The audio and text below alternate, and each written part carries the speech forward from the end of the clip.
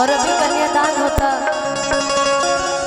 एगो बेटी के और एगो माता पिता खातिर बहुत सौभाग्य के भी बात होला कि अपना जीते जी अगर बाल बच्चा के आदमी कन्यादान कर ले अपने हाथ से तो ऐसे बड़ा सुख कोनो देखे जिंदगी में।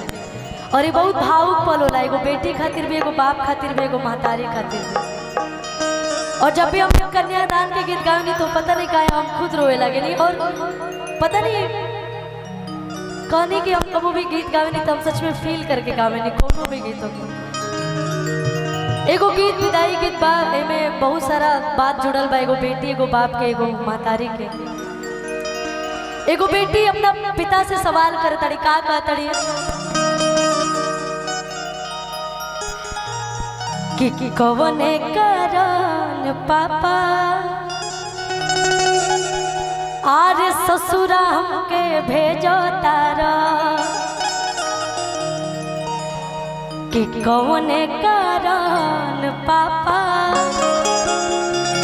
आर ससुरा हमके भेजो तारा। मुझे नहीं लगता है कि ये गीत में पूरा गा पाऊंगी अच्छे से। आरे घर के दुलारी धिया आरे काहे आज तेज तारा, कि घर के दुलारी धिया काहे आज तेज तारा, कवने कारण पापा ससुर हमके भेजा तारा, कवने कारण पापा ससुर हमके भेजा तारा, कवने कारण पापा ससुर हमके भेजा तारा।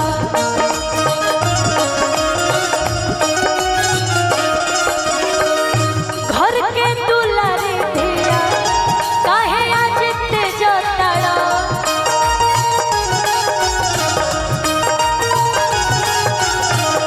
घर के दुलारी धिया काहे आज तेज तारा, कवने कारण पापा ससुर हमके भेजा तारा, कवने कारण पापा ससुर हमके भेजा तारा, कवने कारण पापा ससुर हमके भेजा तारा।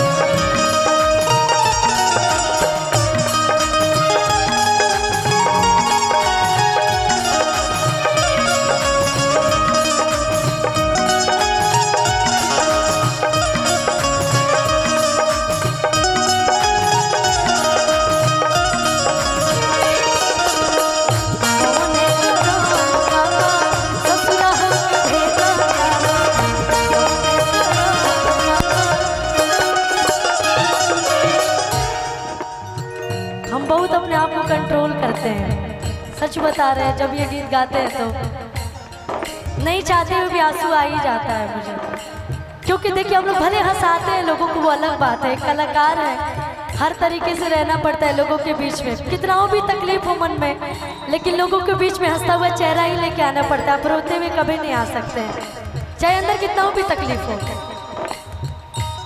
कलाकार की जिंदगी ऐसे ही होती है, लेकिन फिर भी क्या करिएगा, ये गीत ही ऐसे ही, एक बेटी एक बाप का लगाव ना बहुत बहुत अनमोल होता है। और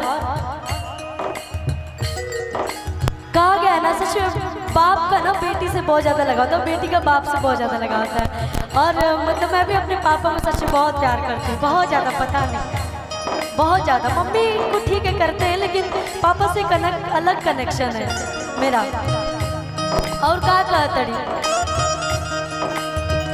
बचपन से पाली पोसी कैला सियान पापा,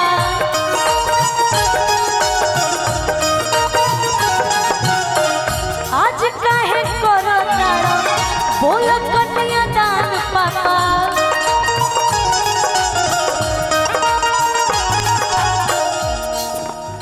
सब लोग चाहते हैं कि ये दिन देखें, हर माता पिता चाहते हैं कि हम ये दिन देखें अपने बच्चों का, हर बेटी भी चाहती है। लेकिन इस समय जो वो दर्द महसूस होता है एक बिछड़ने का अपने परिवार से, वो कोई भी हो, कोई भी करोड़पति हो, अरबपति हो, विदाई के टाइम, कन्यादान के टाइम आंख से आंसू आ ही जाता है, कितना वो भी पत्थर दिल इंसान हो। ऐसे बचपन से पाले पोसे कैला से आन पापा,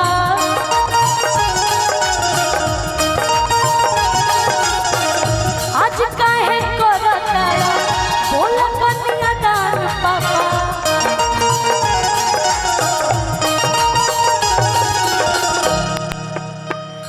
अंगना के फूल पापा काहे ना सहे जाता, अंगना के फूल पापा काहे ना सहे जाता, अंगना के फूल पापा काहे ना सहे जाता।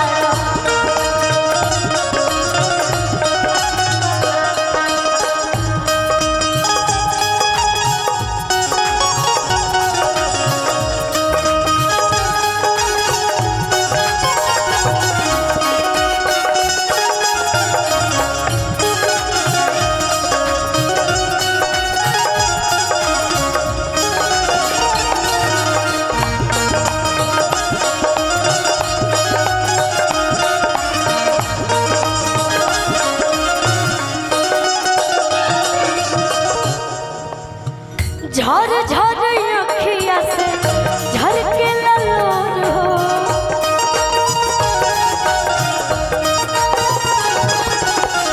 तब न मोहाला पापा बनेला कठोर हो।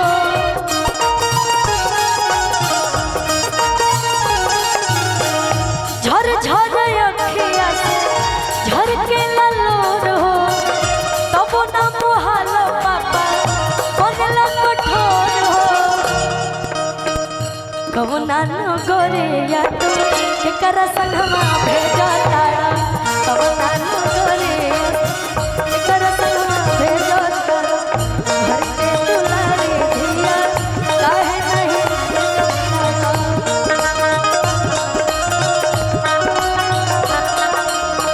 हो मने करन पापा ससुरा के भेजा तारा, कबने करन पापा ससुरा के भेजा तारा, कबने करन पापा ससुरा के भेजा तारा। बके तोहरी बगिया के पोसल सुगनिया, सुगनिया तोहरो उड़ी, अरे आएंगे तब ना, छोड़ी बचपन के घरवा अंगनवा, सुगनिया तोहरो उड़ी चलली हो।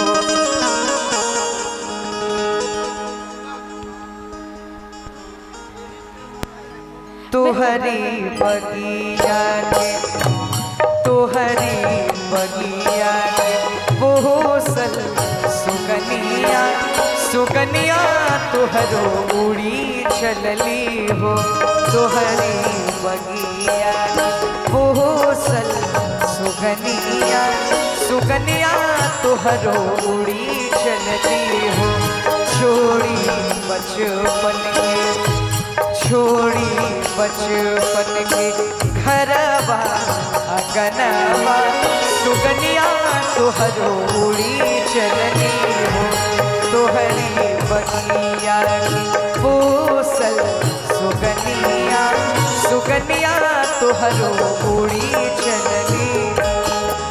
अरे सीना से सटा के रखला सारी उमरिया, कैला तू खूबे हो प्यार, पूरा कैला बेटी के सब आर मनवा, बेटों से बढ़ के दुलार, आज बेटों से बढ़ के दुलार, त कैसे तेज देना, कैसे तेज देना पोसल सुगनिया, सुकनिया तुहरो उड़ी चलली हो तुहरी बगिया बहुसन सुकनिया सुकनिया तुहरो उड़ी चलली हो। बहुत सुंदर।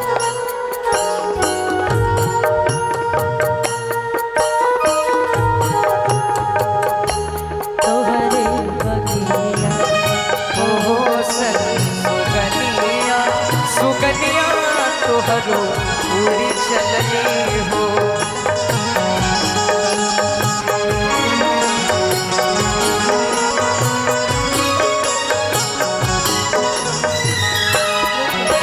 अरे छोटी चुकी से पोसी के सियान कैला पापा जी छोटी चुकी से पोसी के सियान कैला पापा जी जंघिया बैठा के कन्यादान कैला ये पापा जी जंघिया बैठा के कन्यादान कैला ये पापा जी जंघिया बैठा के कन्यादान कैला ये पापा जी जंघिया बैठा के कन्यादान कैला ये पापा जी। अरे एक बार जंघिया दिखा दे। बैठा